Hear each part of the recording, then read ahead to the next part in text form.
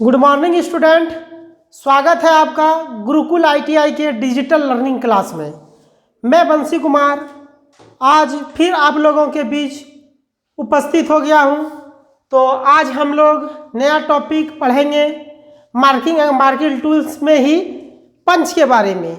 हम लोग पिछले क्लास में surface plate, angle plate, V block तथा स्क्राइबर के बारे में पढ़ लिया है। तो आज हम लोग पंच के बारे में पढ़ेंगे, जानेंगे कि पंच क्या है तथा पंच कौन कौन से प्रकार के होते हैं। तो चलिए देखते हैं पंच।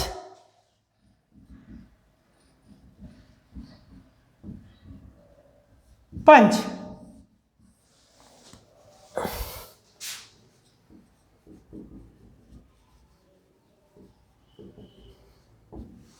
पंच का इंट्रोडक्शन जान लेते हैं।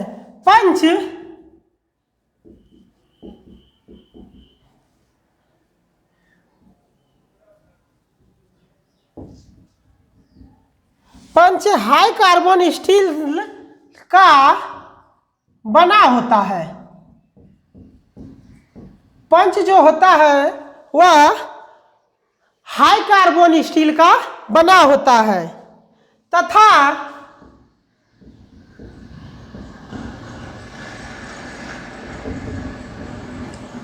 स्क्रैबर से खींची गई लाइन तथा स्क्रैबर से खींची गई लाइन को अस्थायी रूप से समझने के लिए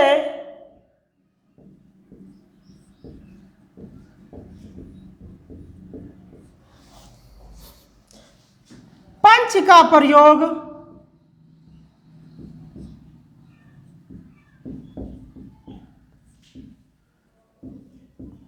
किया जाता है। पंच हाई कार्बन स्टील का बना होता है तथा जब हम लोग किसी जॉब को बनाएंगे तो हम लोग मार्किंग में जो लाइन खींचते हैं, तो हम लोग जो स्क्राइबर की सहायता से लाइन खींचते हैं तो उस लाइन को हम लोगों को स्पष्ट रूप से समझने के लिए तथा देखने के लिए उस लाइन पर हम लोग पंचिंग करते हैं। तो हम लोग पंचिंग किस चीज से करते हैं? तो हम लोग पंचिंग पंच से करते हैं। तो उसी लाइन को सही रूप से समझने के लिए पंच का प्रयोग किया जाता है। पंच के 3 भाग होते हैं।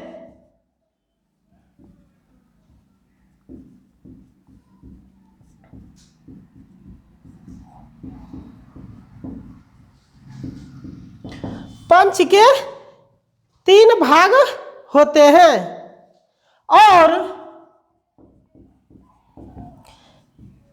बीच का भाग नर्लिंग किया हुआ रहता है।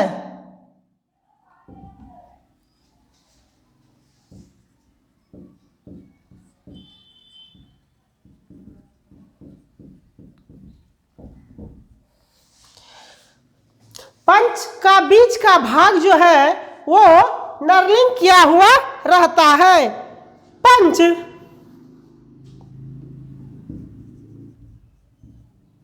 पंच बेलनाकार तथा षष्ठभुजाकार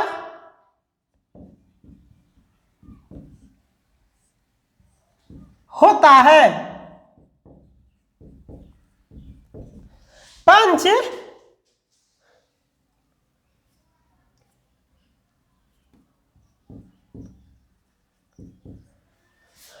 जो है बेलनाकार तथा षष्ठभुजाकार होता है। पंच जो है 9 प्रकार के होते हैं।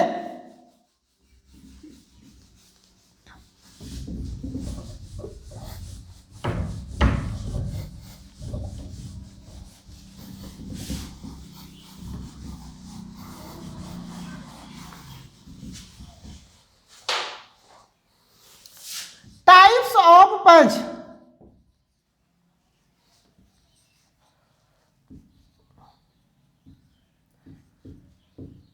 पंच के प्रकार। पहला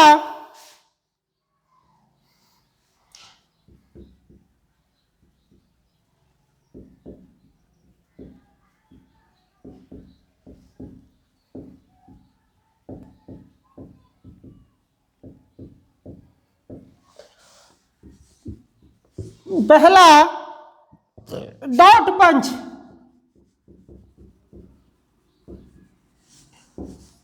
दूसरा सेंटर पंच,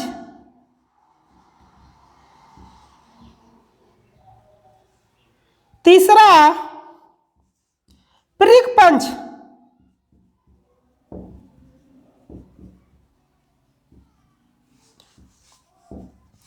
चौथा पिन पंच,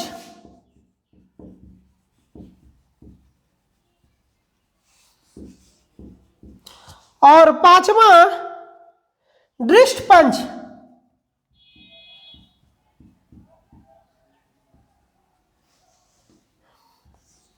छठा बॉल पंच।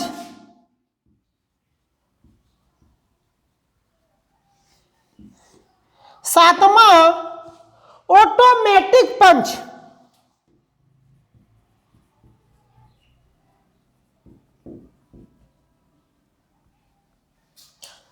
आठवां स्लॉट पंच।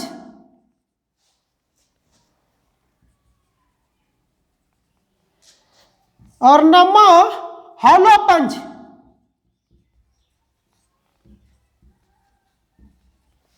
तो हमारे जो पंच हैं वो 9 प्रकार के होते हैं। तो चलिए एक एक करके सभी पंच का हम लोग डिफिनेशन जानेंगे कि डॉट पंच होता क्या है, सेंटर पंच क्या होता है तथा इसका चार्ज क्या है। तो चलिए हम लोग एक एक करके सभी पंच का डिफिनेशन को जानते हैं।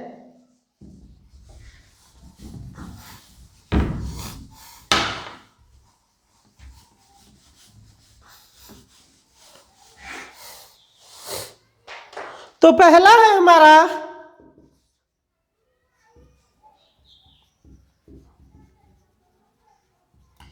डॉट पंच।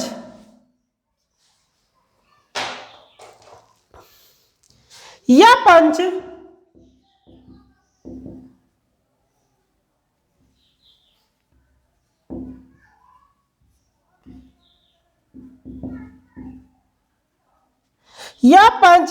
कास्ट आयरन की बनी होती है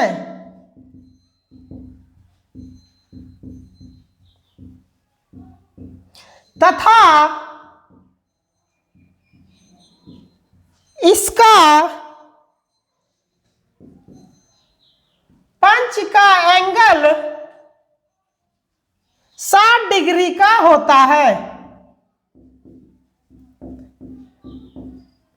तथा यह पंच 60 डिग्री का होता है। इसका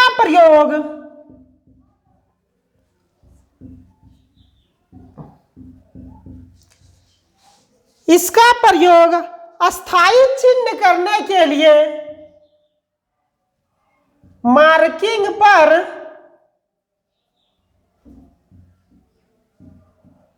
चिन्ह को अस्थाई रूप से प्रदर्शित करने के लिए किया जाता है।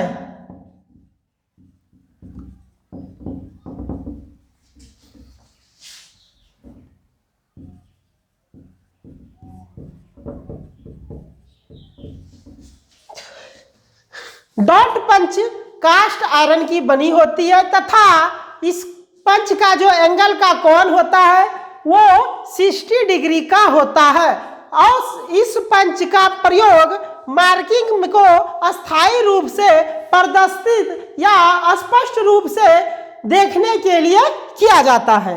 अगला है हमारा सेंटर पंच।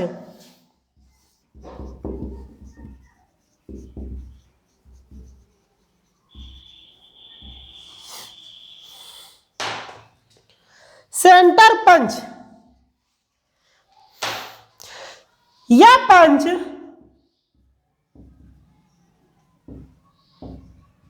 डॉट पंच से कुछ बड़ा होता है। डॉट सेंटर पंच डॉट पंच से कुछ बड़ा होता है।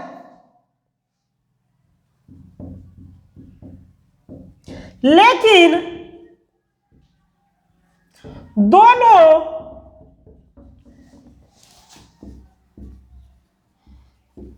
देखने में एक ही समान लगता है।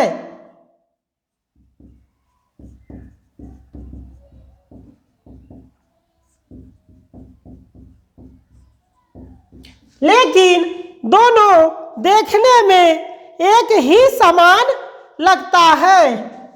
इसका पॉइंट का एंगल 90 डिग्री का होता है।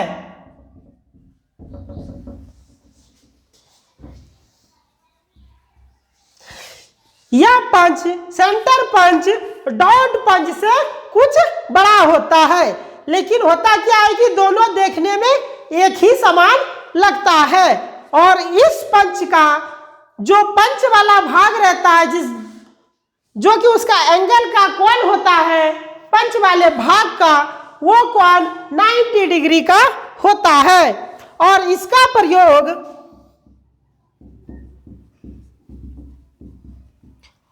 इसका प्रयोग ड्रिल करने के लिए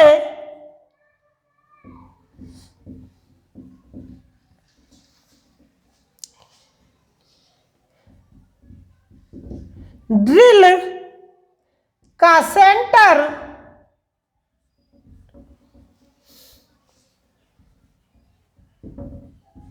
पॉइंट का निशान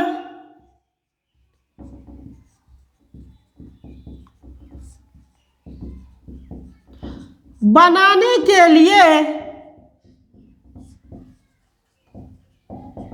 किया जाता है।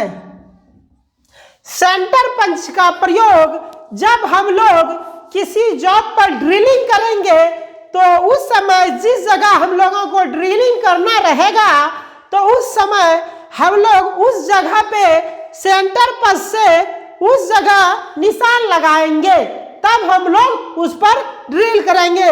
तो सेंटर पंच का प्रयोग ड्रिल करने के समय पंचिंग जॉब पर पंचिंग करने के लिए किया जाता है। अगला है हमारा प्रिक पंच। तीसरा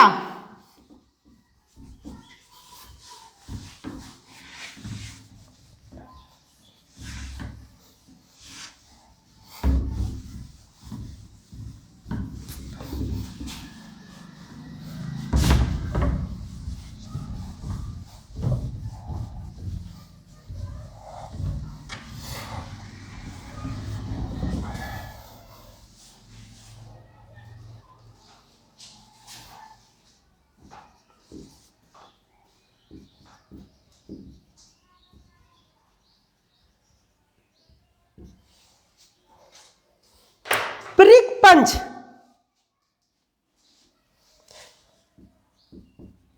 इस पंच का एंगल का कोण 60 डिग्री का होता है और इसका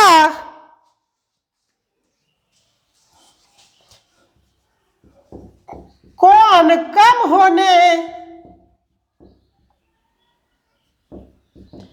से यह डिवाइडर का नोक के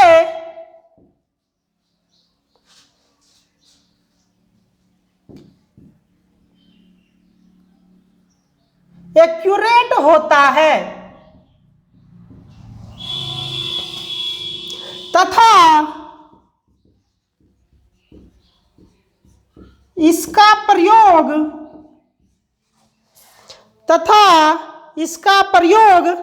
सतह पर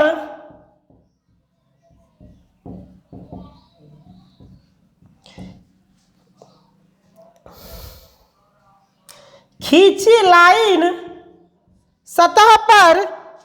लाइन या केंद्र बनाने के लिए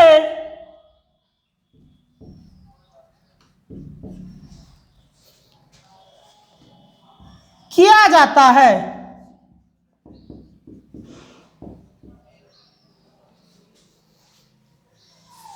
इस पंच का जो एंगल का कोण होता है वो 60 डिग्री का होता है और इसका जो कोण कम होने के कारण यह बिल्कुल डिवाइडर के नोक की तरह एक्यूरेट होता है और इसका प्रयोग केंद्र पर खींची गई लाइन का केंद्र बनाने के लिए किया जाता है।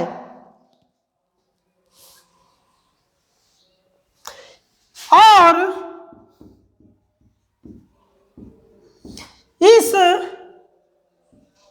पंच का प्रयोग सॉफ्ट मेटल पर किया जाता है।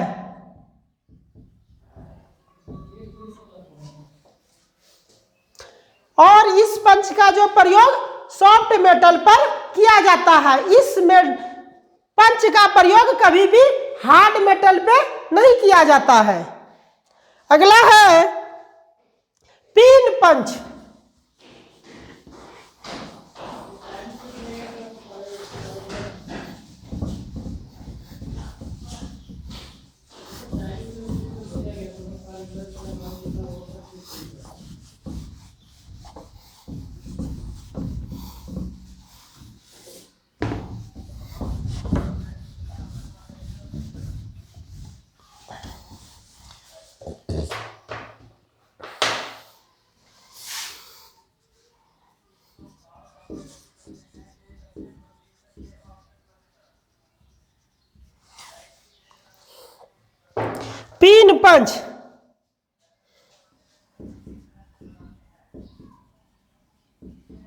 पिन पंच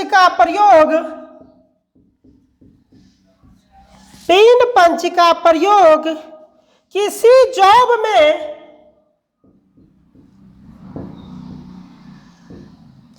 किसी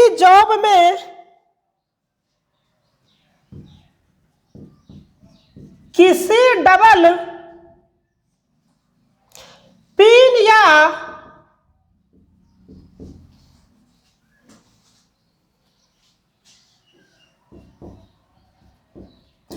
टेपरिन को निकालने के लिए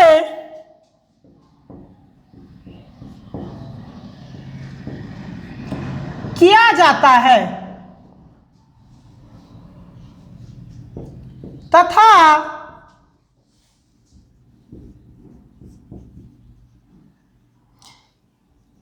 इस पंच का पॉइंट नहीं होता है, बल्कि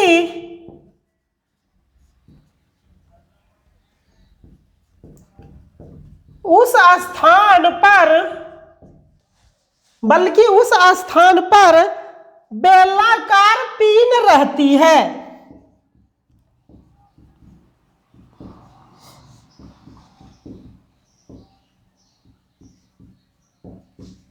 पिन पंच का प्रयोग किसी जॉब में डबल पिन या टेपरिंग निकालने के लिए किया जाता है तथा इस पंच का पॉइंट नहीं होता है। इस पंच में कोई भी पॉइंट का एंगल का कोण नहीं बनता है, बल्कि उस पॉइंट के कोण की जगह एक बेलनाकार पिन लगी हुई रहती है।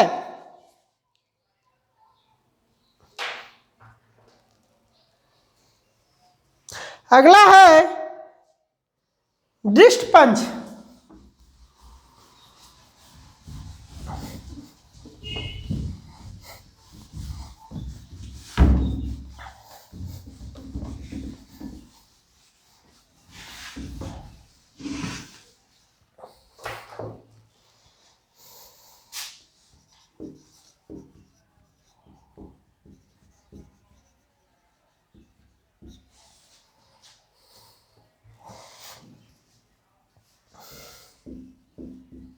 इस पंच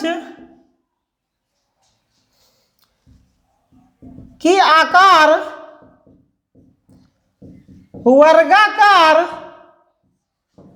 कोमा आयताकार तथा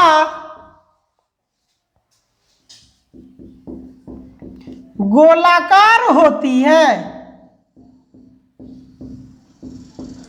इस पंच का आकार जो है वो वर्गाकार, आयताकार तथा गोलाकार होता है और इसका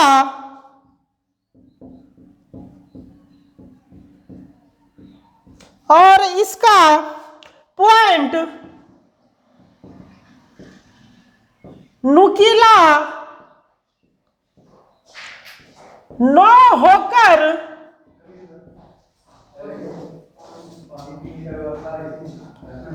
फ्लैट होती है और इसका पॉइंट नुकीला ना होकर जो है फ्लैट होती है और इसका प्रयोग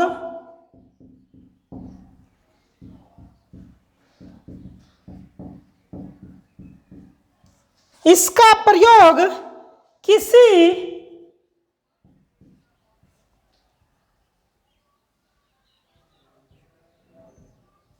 चदरा या सीट में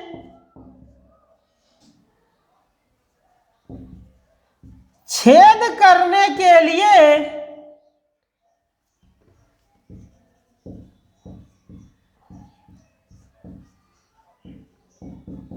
किया जाता है। इस पंच की जो आकार होती है वो वर्गाकार, आयताकार तथा गोलाकार होती है और इसका जो है नीचे का जो पंच का जो पॉइंट होता है, जो एंगल होता है, वो इसमें बिल्कुल नहीं होती है, वो बिल्कुल समतल होती है और इसका प्रयोग चदरा या किसी भी सीट में छेद बनाने के लिए किया जाता है।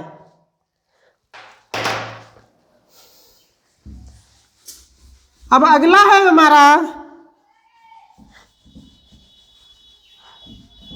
बॉल पंच।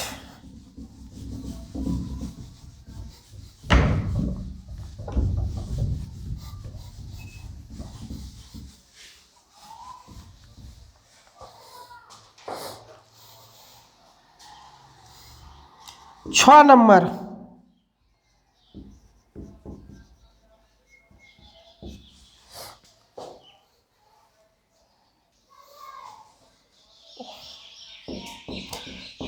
बेलनाकार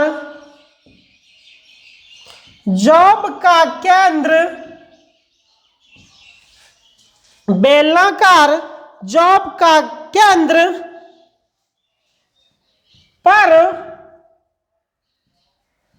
पंच करने के लिए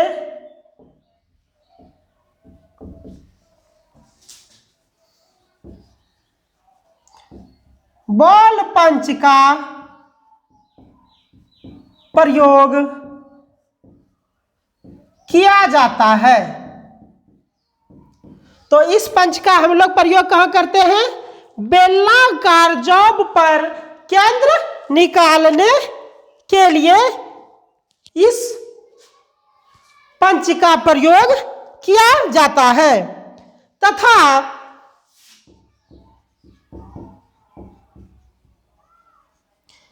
इनमें एक स्प्रिंग तथा इस पंच में एक स्प्रिंग लगा होता है। लगा होता है। जब किसी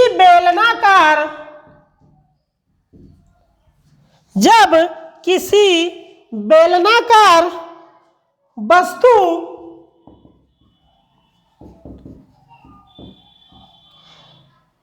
ज्ञात करना हो तो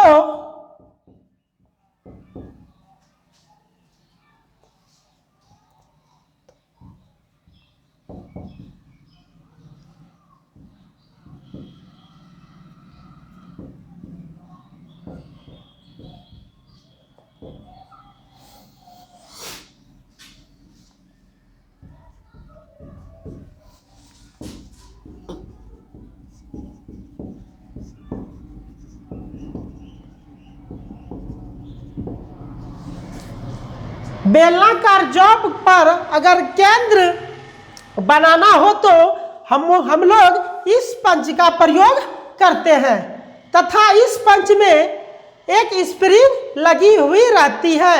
जब हम लोग किसी बेलनाकार वस्तु को ज्ञात करना होता है तो हम लोग क्या करते हैं कि इस पंच को उस वस्तु के ठीक ऊपर लंब रूप में रखते हैं।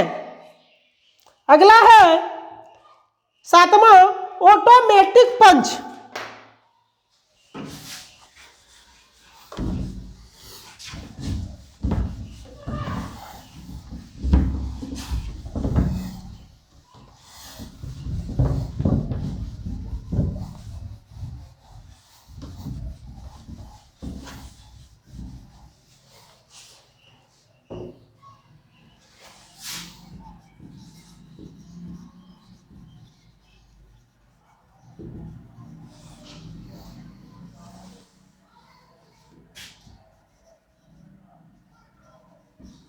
ऑटोमेटिक पंच। इस पंच में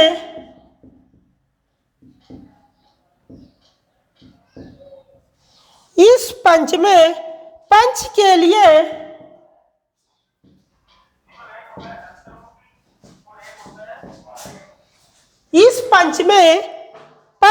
लिए हैमर की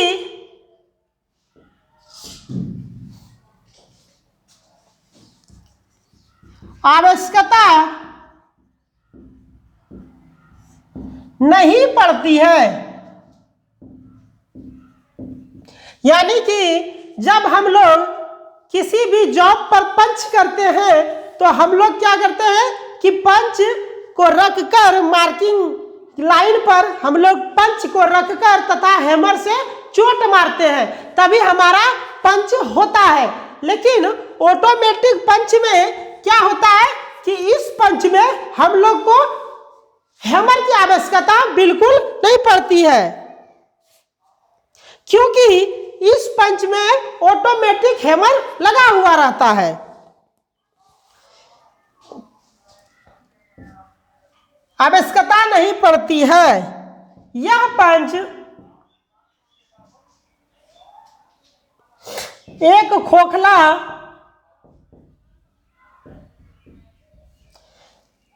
खोखला बेलनाकार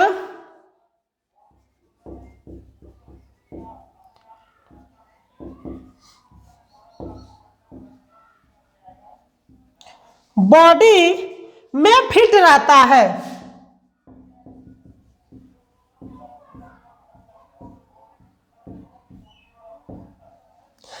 यह पंच एक खोखला बेलनाकार बॉडी में फिट रहता है जिसे बाहर से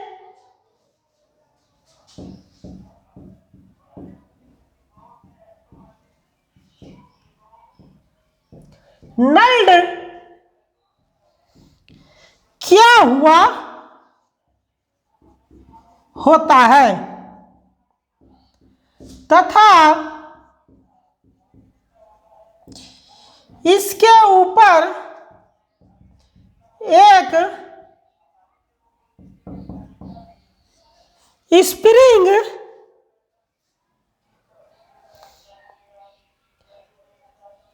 कैप लगी होती है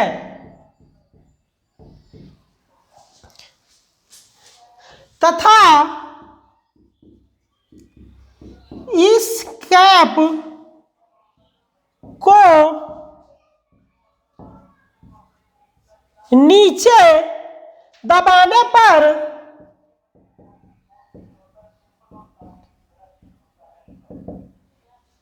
स्प्रिंग एक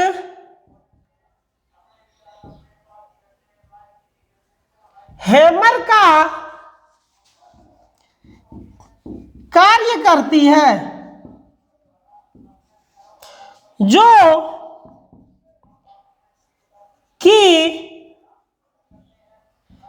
पंच के निचले पॉइंट पर केंद्र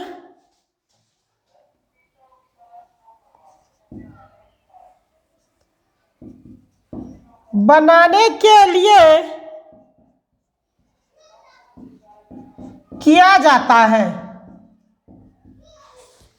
इस पंच में हैमर की आवश्यकता नहीं पड़ती है तथा यह पंच एक खोखलाकार बेलनाकार बॉडी में फिट रहता है जो कि बाहर से बिल्कुल नल्ड किया हुआ रहता है और इस पंच के ऊपर एक स्प्रिंग कैप लगी होती है तथा इस कैप को जब नीचे की ओर दबाते हैं तो स्प्रिंग उस हैमर का कार्य करती है जो कि ऑटोमेटिक अपने आप पंच को ठोकता है वो और ठोकने बाद क्या होता है कि हम लोग जिस धातु पर जिस मार्किंग लाइन पर पंच करते हैं तो वो ऑटोमेटिक वहां पे पंच हो जाता है।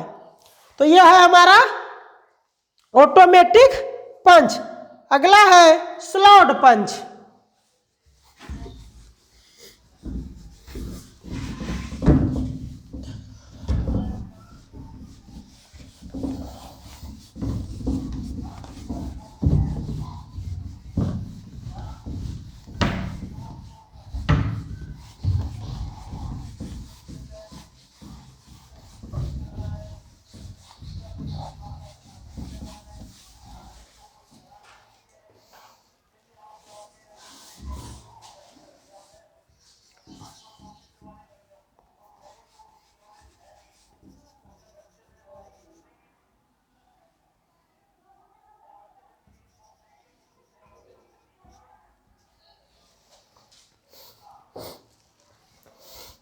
इस पंच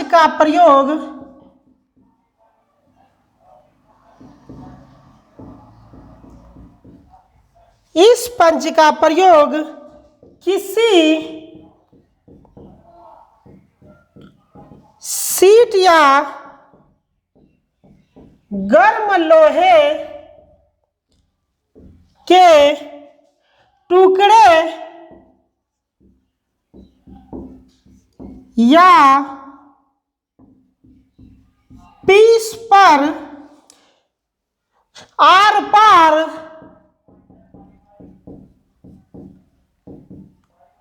छेद करने के लिए किया जाता है।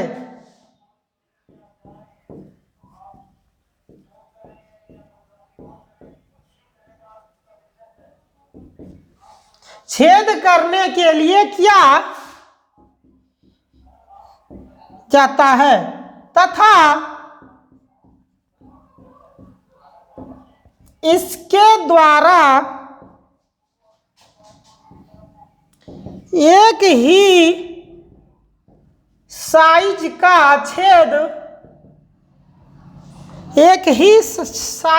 छेद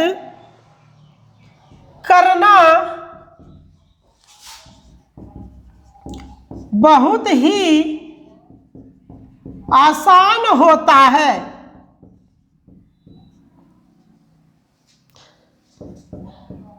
तथा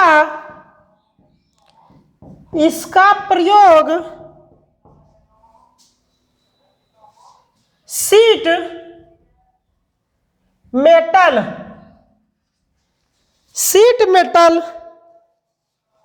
ब्लॉक स्मृति सेक्शन विभाग में किया जाता है।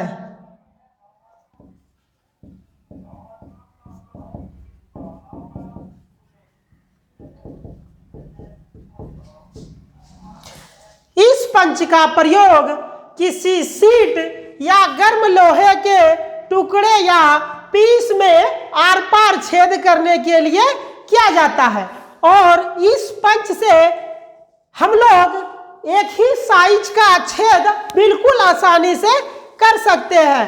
और इस पंच का प्रयोग जब भी होता है वो बिल्कुल शीट मेटल पे ही होता है। और अगला है हम लोगों का हॉलो पंच।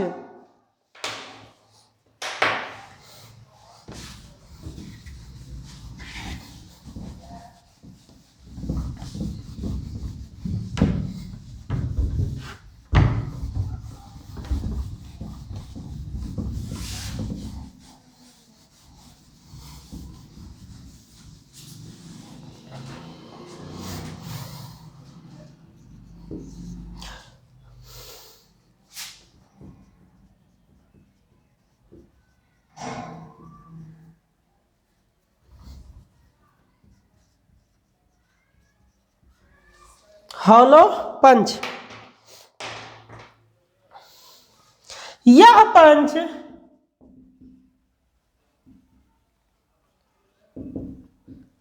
अंदर से खोखला होता है। यह पंच अंदर से खोखला होता है। यह मुलायम पदार्थों में बड़े छेद करने के लिए उपयुक्त साधन है। यह पंच जो होता है अंदर से बिल्कुल खोखला होता है और इस पंच के द्वारा हम लोग किसी भी मुलायम पदार्थ पर छेद कर सकते हैं, क्योंकि इस पंच से हम लोग किसी हार्ड मेटल पर बिल्कुल पंच नहीं कर सकते हैं। अगर किसी हार्ड धातु पर हम लोग इस पंच से पंच करेंगे तो हमारा पंच टूट सकता है। उपयुक्त साधन है तथा इसका पॉइंट वाला भाग परिधि के चारों ओर से ग्राइंड करके धार बनाया जाता है।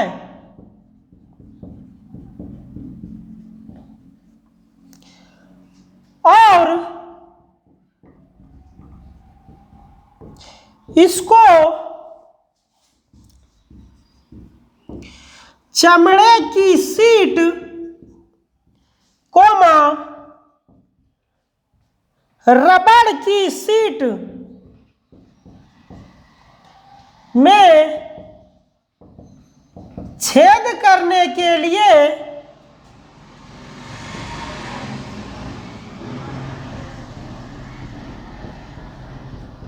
प्रयोग में लाया जाता है। यह पंच जो है बिल्कुल मुलायम धातु पर ही इससे हम लोग छेद करेंगे। तो मुलायम धातु जैसे हो गया चमड़े की सीट, रबड़ की सीट, तो इन्हीं सब चीजों पर हम लोग हॉलो पंच से पंच करेंगे।